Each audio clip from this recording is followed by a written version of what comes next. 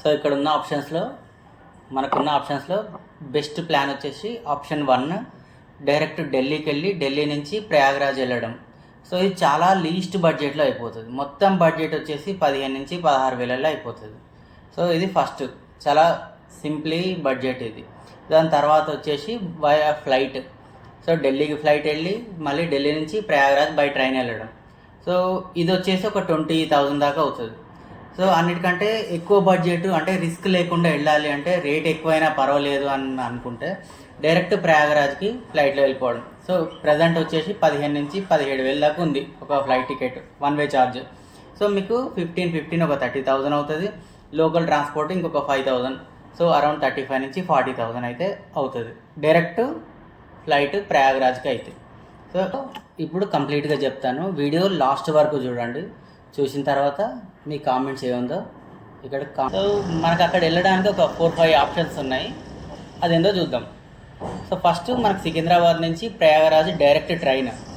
So కానీ ఇప్పుడు ఈ ట్రైన్లో అంటే మనకి ఇక్కడ 2 ట్రైన్లు ఉన్నాయి, కానీ సీట్లు అయితే అవైలబిలిటీ లేవు. సో నేను చెక్ చేశాను, ఆల్మోస్ట్ ఫిబ్రవరి 26 వరకు కుంభమేళా ఉంది. అప్పటి వరకు సీట్లన్నీ ఫుల్ అప్ అయిపోయినాయి. ఎక్కడైనా 1-2 ఉంటే ట్రిప్ గ్యారంటీ సీట్లు ఉంటాయి, అవి కూడా డైరెక్ట్ సికింద్రాబాద్ నుంచి ఉండవు, వేరే స్టేషన్ నుంచి మీరు వెళ్ళాల్సి ఉంటుంది. సో ఇది first option. So next train direct Varanasi, same ఇది కూడా అంతే. సో రిగ్రేటింగ్ చూపిస్తుంది, లేకపోతే మనకు వచ్చేసి వెయిటింగ్ లిస్ట్ చూపిస్తుంది.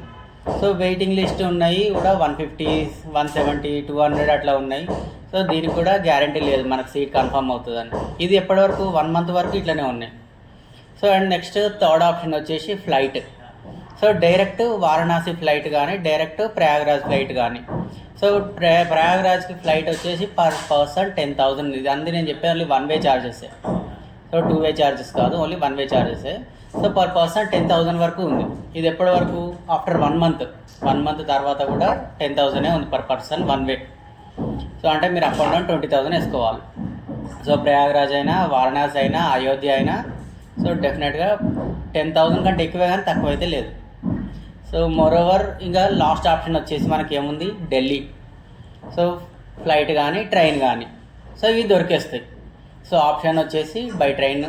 సో ఒక 700 నుంచి 3,000 వరకు ఉన్నాయి. ట్రిప్ గ్యారంటీ టికెట్స్ తీసుకుంటే మనకి ఈజీగా దొరికేస్తుంది.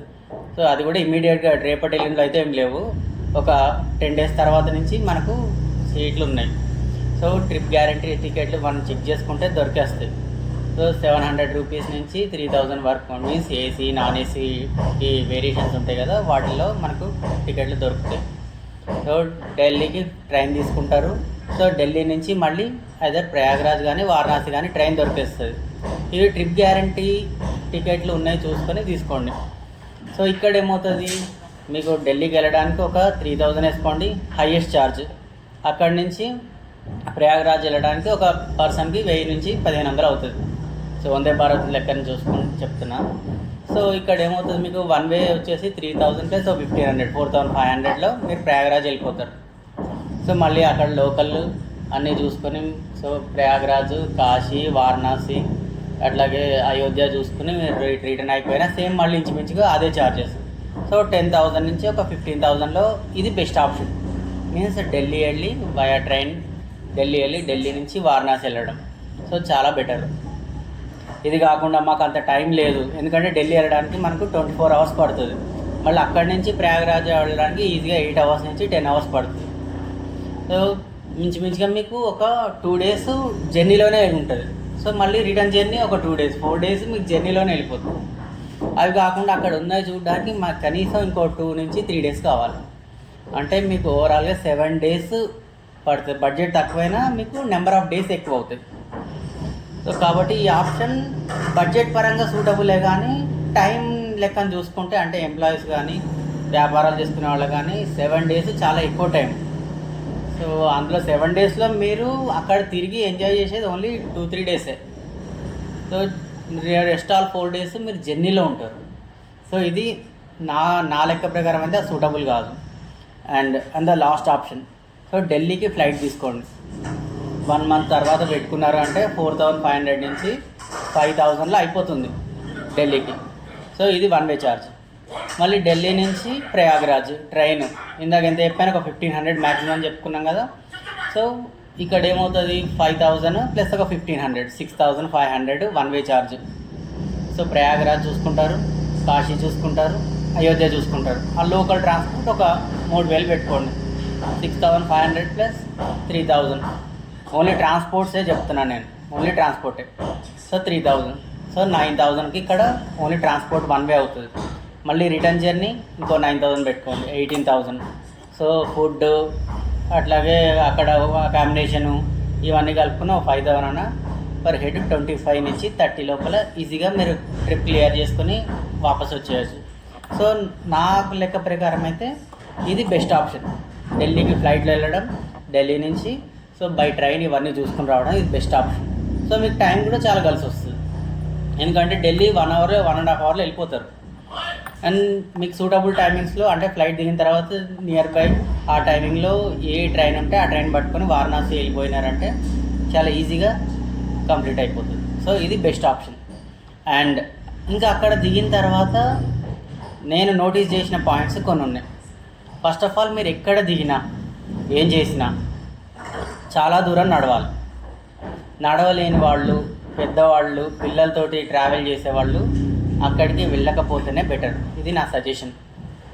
సో అండ్ అక్కడ షాపింగ్లు అట్లాంటివి మాత్రం పూసలు అవి రోడ్డు పక్కన అమ్ముతుంటారు, అవి కొనే ప్రయత్నం చేయకండి, ఎందుకంటే మనకు టోపీ వేసేస్తారు. అవి కొనకపోతేనే బెటర్, వాళ్ళు స్కిప్ చేసేస్తేనే better. And the third option, అక్కడ నాగసాధువులు వాళ్ళు వీళ్ళు తిరుగుతుంటారు, వాళ్ళతో సెల్ఫీ కోసం ఎక్కువ పోస్ట్ చేయకండి. అంటే వాళ్ళ మూడ్ ఎట్లా ఉంటుందో తెలియదు, ఒక్కోసారి మన ఫోన్ డ్యామేజ్ చేయొచ్చు, వాట్ ఎవర్ ఇంకేమైనా జరగవచ్చు.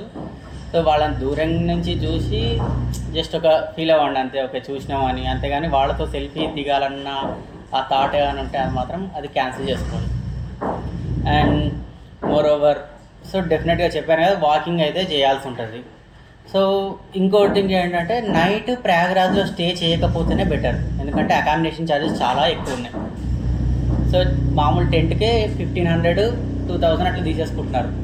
సో హోటల్ అయితే ఇంకా వాళ్ళకి ఎంత నోటికి ఎంత వస్తే అంత చెప్పేస్తున్నారు. సో హోటల్లో స్టే చేయడం కానీ, టెంట్లలో స్టే చేయాలనుకోవడం కానీ, అంటే మనకు బయట వేరే ఛానల్స్లో చెప్పేస్తున్నారు టెంట్లో అవైలబిలిటీ ఉన్నాయి కానీ వాటి రేట్ మాత్రం చాలా ఎక్కువ. అక్కడ స్టే చేయకుండా అంటే స్నానం చేసేసుకొని వెహికల్ దొరికితే ఇమ్మీడియట్గా కాశీ కానీ అయోధ్య కానీ మూవ్ ఆన్ అయిపోయి అక్కడ స్టే చేసుకోండి, మీకు ఛాన్స్ ఉంటాయి మీకు టైంని పట్టుకొని. అండ్ సో అక్కడ స్నానం అయిపోయిన తర్వాత బయట కూర్చోవడానికి మనకు కవర్లు అమ్ముతుంటారు. సో మన బియ్యం బస్తాల్లో కుట్టిన బ్యాగులు ఉంటాయి కదా, అవి అమ్ముతుంటారు. అవి 200, 300 అట్లా అమ్ముతున్నారు. జస్ట్ మ్యాట్స్ కానీ అట్లాంటివి ఏమైనా ఉంటే మీరే తీసుకొని వెళ్ళండి ఇక్కడి నుంచి, అది చాలా బెటర్. సో చాలా సింపుల్గా మనకు 15-20 రూపాయలకు వచ్చేసేది అక్కడ చాలా 300, 400 అట్లా అమ్ముతున్నారు. సో కాబట్టి ఏదైనా చేప కానీ మ్యాట్స్ కానీ అట్లాంటివి మీతోటి తీసుకెళ్ళండి, పెద్ద పెద్ద వెయిట్ ఏం కాదు అవి. సో కూర్చోవడానికి, సో స్నానాలు అయిన తర్వాత అందరు కూర్చుంటారు, బయట నది దగ్గర కూర్చుంటారు, కాబట్టి అక్కడ కూర్చోవాలంటే సో ఇట్లాంటి మ్యాట్స్ తీసుకెళ్తే మీరు రిలాక్స్గా కూర్చుంటారు. సో ఇది నా సజెషన్. అండ్ చివరగా లాస్ట్ సలహా, పాపం ఆ మోనాలిసా అంటే ఎవరో పాపం ఆమెను మాత్రం సతాయించకండి సెల్ఫీల కోసం. బాగా ఫేమస్ అయిపోయింది యూట్యూబ్లో, సోషల్ మీడియా చేయబట్టుకొని, కానీ సెల్ఫీల కోసం ఆమె కనిపిస్తే మాత్రం సతాయించకండి. వీడియో నచ్చితే లైక్ చేయండి, షేర్ చేయండి, సబ్స్క్రైబ్ చేయండి.